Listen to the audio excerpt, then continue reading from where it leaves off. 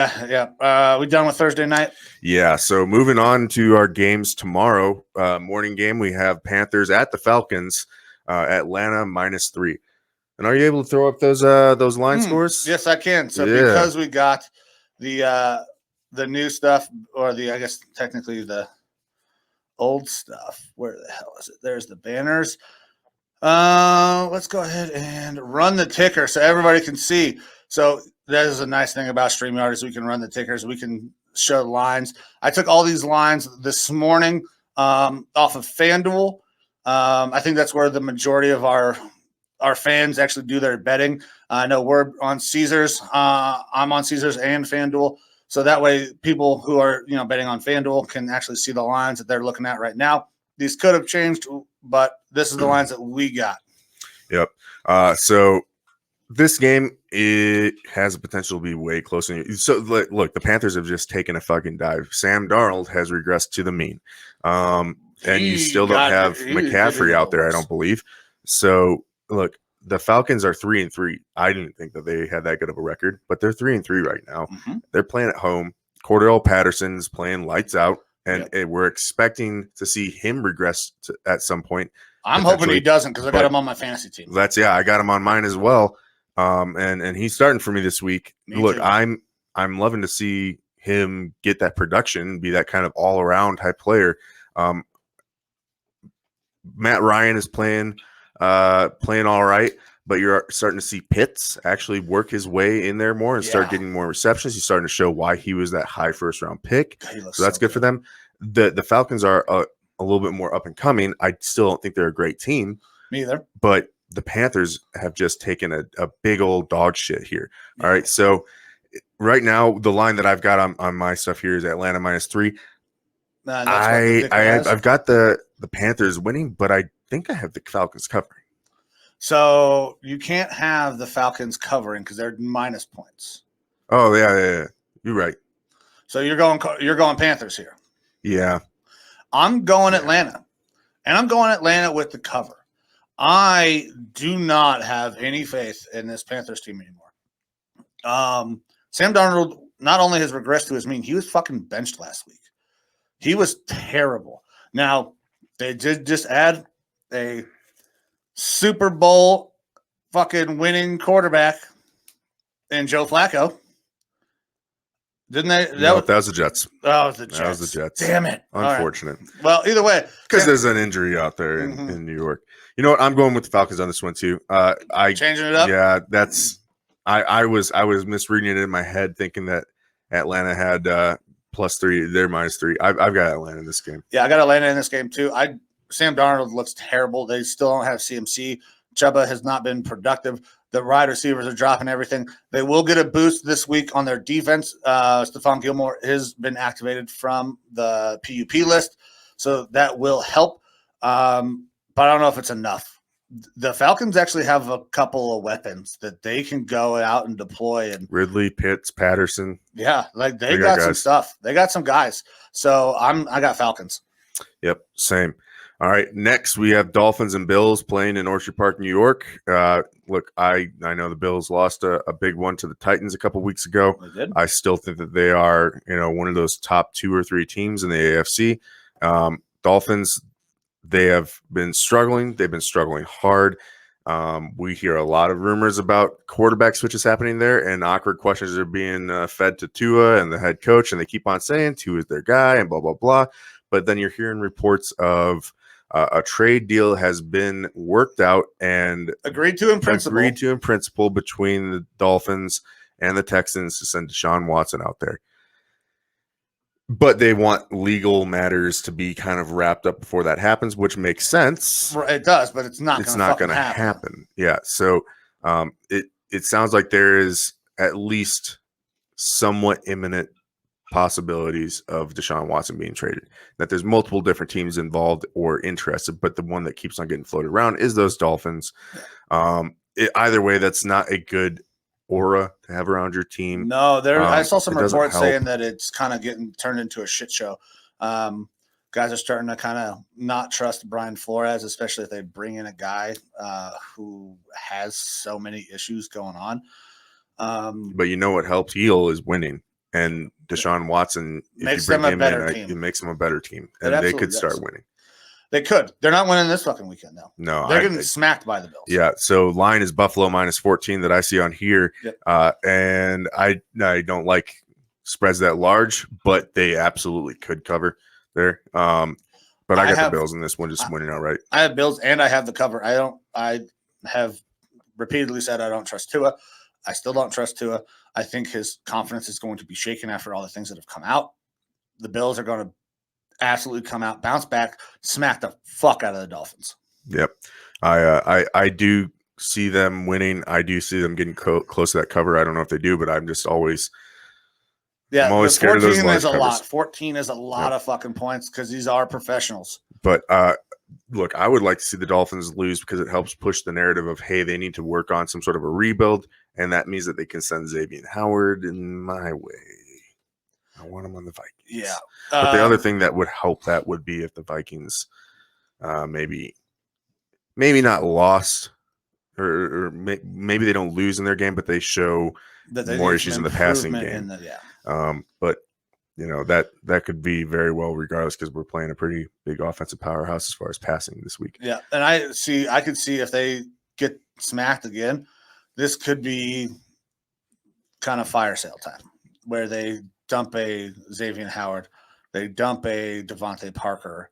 I don't know how many other guys have they got that they can really get anything out of there, though. I'm sure that there's a lot of position pieces here or there that they could probably turn to another team and get a little bit out of. But that's the thing with the trade deadline is that teams that are, on the down spiral are going to sell players for lower than what their normal expected price is because everyone else in the league knows what's going on. So that's why, like, seeing reports now is Desean Howard going for as low as a fifth. And that's way crazy. More talented than that. But if you're trying to just move pieces, you're trying to move pieces to get something in return if you don't think you're going to be able to retain them or that you're going to need the cap space for the next year. So, I mean, that definitely could happen. But yeah, I think they stick with Flores. I like him as a coach. I just think that they've got, some roster issues that they got to work through, and it's not going to get better this year. I mean, bringing in a better quarterback like Deshaun Watson is going to help, and it's going to help for your long-term future, but still that's not going to make you a playoff team this year. No, they're not sniffing the playoffs this year. Bills are one of the class of the AFC. I got Bills, and I have the cover. So. And to be fair, if they do make a trade for Deshaun Watson, I don't know how you wouldn't package Desean Howard in that as well. Like if I'm the Texans, I'm asking for that as part of the return. So that's the only scary part for me because I would like Desean Howard to come to my team, but neither here nor there. No. All right. So moving on, we both got the Bills in that game. We got them handily in that game. Next, we have the 49ers and the Bears playing in Chicago. San Francisco -4. I got San Francisco. Yeah. I think it will help the Bears that Coach Nagy is still not there. Yeah, that sounds the last thing I think I saw was that he is still under the protocol, won't be able to coach in this game. He will not be able to coach. I think that is a boost for the Bears, but I still have the 49ers. They are a better team. I will be interested to see them kind of rebound from a game where they really struggled in the elements. Jimmy G is Jimmy G. He's nothing special. But that Niners team is better than I think what they've shown. I mean, they're better than 2-4. Yeah, 2-4 is not where I expected them to be. I expected every team in that NFC West to be 500 or better. Now, I don't know. I don't think the Seahawks will get there now because of Russell Wilson, but I think the Niners can still be a over 500 team at 9-8 with a 17-game schedule. And I expect them to kind of turn around and get the Bears this weekend. Yeah, same thing. Niners, I feel like they should beat the Bears, but honestly, I think that spreads a little bit. 4 is maybe not close enough. Look, I don't think either of these teams are really great, but the Niners are better than 2-4, but they still just haven't been performing that great. I got the Niners. I don't have them covering. I think the Bears probably keep this game closer. Within 3? Yeah. Okay. All right. All right. Next, Steelers Browns. Nope, we'll talk about that later. Yeah. Eagles and the Lions in Detroit. Here we go, baby. This is it. This is it. This is it. Motor City Dan Campbell is getting his first fucking win this week. The Eagles are not great. They don't score a ton of points. That Lions team plays so goddamn hard. They're the dogs at home. They get their first win this week. I got the Lions. Shout out to my guys, Devin Dent and Mike Sweet. Huge Lions fans. You guys are going to finally get to watch Motor City Dan Campbell give a fucking awesome press conference after his first win as an NFL head coach. Yeah, I've got Detroit winning this one as well. I was talking about this earlier with a couple people in the week. I was like, hey, this is the one. This is where the Lions actually get their one win this year. Yep. I mean, I had a little bit of pushback, not because of the Eagles, but because everyone was like, oh, the Lions are so bad. And then it's like you start going again through the games that they played this year. They lost because of a record-setting field goal, against the Ravens. They've held tough with the top teams in the NFC. They have played very, very well against very good teams. They've just had that bad luck where, obviously there's a lot more to a game than the last play, but they're closer to having a couple wins than you'd think. Yeah. So I think the Lions go here. They're home underdogs, and I think that they win this one. And I'm going to love to see Dan Campbell's press conference afterwards. Me too. Man, I'm so excited for the Lions this week. I cannot. Oh, man, I hope they fucking pull this off. I believe they will, and I'm super pumped for them. All right.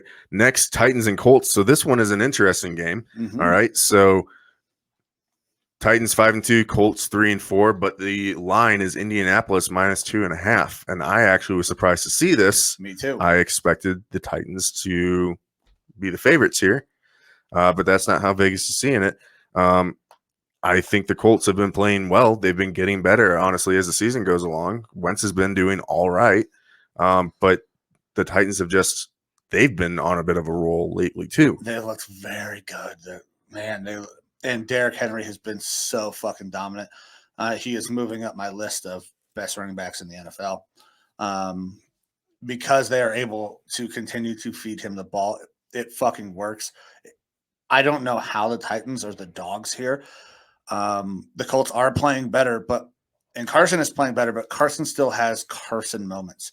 The awful pick in that last game where he just shoveled it to the defender right in front of him.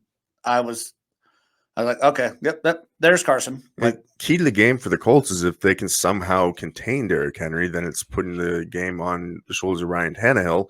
And that's where the question mark is with the Titans. But I don't see the Colts containing Derrick Henry. I don't either. I don't know that they have enough firepower on I mean, their linebackers are really good, but their front four has not played very well. And if you let Derrick Henry get a free run at your guys in your second level, he's getting 5, 7, 10 yards a pop. I don't understand how the line is the way it is. Now, Vegas is very smart. They had Iowa as dogs today, and they're fucking absolutely right about that.